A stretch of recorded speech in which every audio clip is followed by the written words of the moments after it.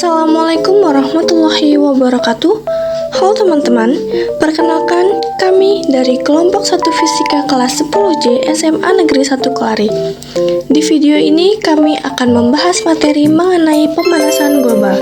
Dan video ini telah dibuat atas bimbingan Pak Yogi Ginanjar selaku guru fisika kami.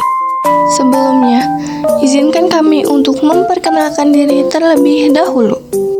Perkenalkan, nama saya Risto Okta Indria Putri. Saya Siti Carisa Luna Alanis. Saya Clara Fatma Zahra. Saya Intan Jelita. Saya Nur Alfisadia. Saya Abianda Filia. Materi yang akan dibahas yaitu mengenai pengertian, penyebab, dampak, solusi, hasil kesepakatan dunia internasional mengenai pemanasan global, dan kesimpulan. Pemanasan global adalah meningkatnya suhu rata-rata permukaan bumi akibat peningkatan konsentrasi gas-gas rumah kaca. Gejala pemanasan global berkaitan dengan kondisi lingkungan alam sekitarnya, terutama pada lapisan litosfer, lapisan batu-batuan yang berbentuk kulit bumi. Sumber energi bumi banyak berasal dari matahari, di mana sebagian besar energi berbentuk radiasi gelombang pendek seperti cahaya tampak. Saat energi tersebut datang ke permukaan bumi, energi itu akan berubah dari cahaya menjadi panas yang menghangatkan bumi. Kemudian permukaan bumi akan menyerap sebagian panas lalu memantulkan kembali sisanya. Sebagian panas tersebut ada yang berwujud radiasi infrared merah gelombang panjang ke angkasa luar. Tanpa sebagian panas juga ada yang tetap terperangkap di atmosfer bumi karena menumpuknya jumlah gas rumah kaca. Gas-gas tersebut nantinya menyerap dan memantulkan kembali radiasi gelombang yang dipancarkan bumi akibat panas, atau itu akan tersimpan di permukaan bumi yang membuat suhu rata-rata tahunan bumi terus meningkat. Dalam hal ini, efek rumah kaca menjadi gambar awal mengenal bagaimana dampak pemanasan global yang dialami bumi dan segenap isinya. Penyebab pemanasan global. Yang pertama, meningkatnya gas rumah kaca. Adanya gas rumah kaca ini terjadi karena pembakaran minyak bumi. Polusi udara karena bahan bakar bensin. Bahan bakar mesin dari kendaraan bermotor, mobil, dan kendaraan lainnya menghasilkan gas karbon dioksida yang menjadikan panas tidak bisa diteruskan keluar angkasa, sehingga panas akan mengendap di bumi. Pertanian dan pemrosesan limbah. Pemakaian pupuk kimia dan metana dari limbah pertanian serta limbah organik yang terurai menghasilkan emisi gas rumah kaca. Adanya penggundulan hutan. Hutan menjadi salah satu penyadap karbon dioksida yang ada di bumi.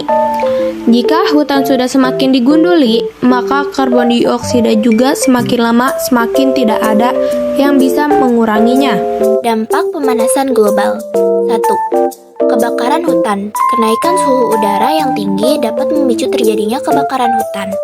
Hal ini akan membuat hutan menjadi gundul, serta asap yang dihasilkan akan mencemari air, tanah, dan udara. Selain itu, asap yang dihasilkan juga dapat mengganggu kesehatan.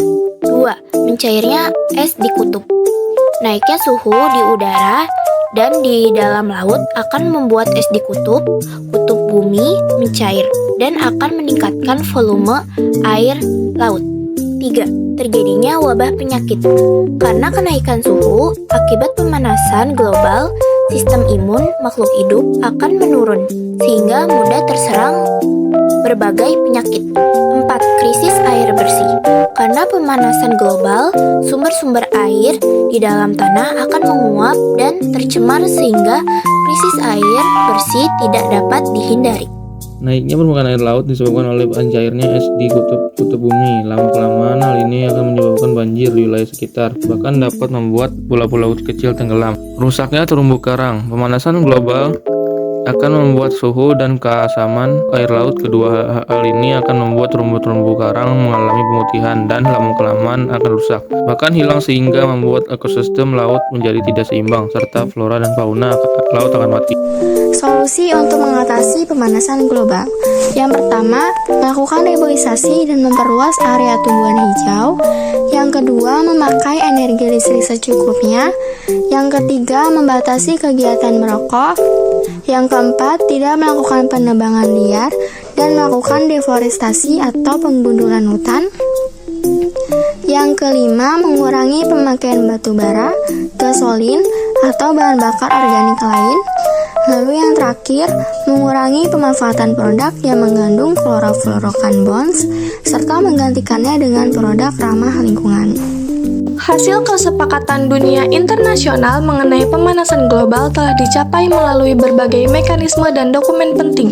Yang pertama, IPCC atau Intergovernmental Panel on Climate Change, yaitu badan ilmiah yang dibentuk oleh PBB untuk menilai informasi terkait perubahan iklim.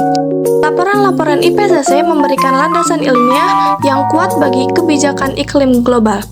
IPCC menyusun laporan penilaian yang berisi tinjauan komprehensif mengenai ilmu pengetahuan, dampak, serta strategi mitigasi dan adaptasi terkait perubahan iklim. Yang kedua, Protokol Kyoto, yaitu perjanjian internasional yang mengikat secara hukum negara-negara maju untuk mengurangi emisi gas rumah kaca mereka. Ditandatangani pada tahun 1997 dan mulai berlaku pada tahun 2005, protokol ini menetapkan target pengurangan emisi bagi negara-negara industri berdasarkan tingkat emisi tahun 1990. Protokol ini berakhir pada tahun 2012, tetapi kemudian diperpanjang melalui Perjanjian Doha hingga tahun 2020.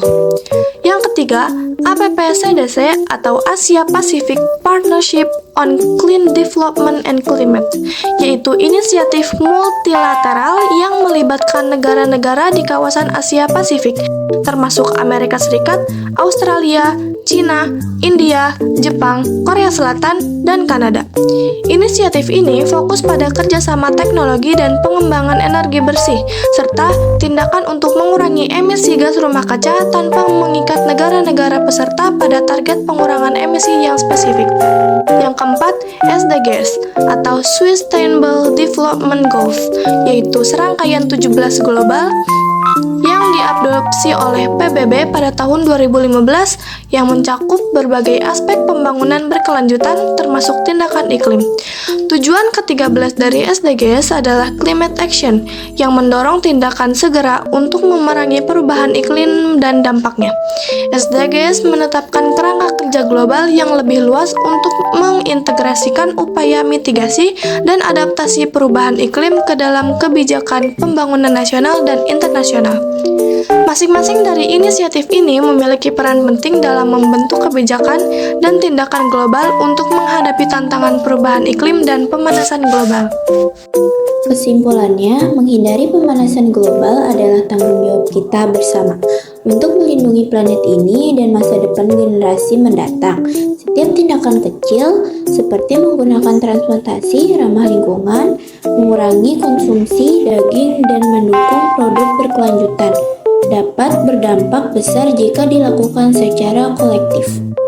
Mari kita berkomitmen untuk membuat perubahan positif dan menjaga bumi kita tetap sehat dan layak huni. Ayo bersama-sama melawan pemanasan global demi masa depan yang lebih baik.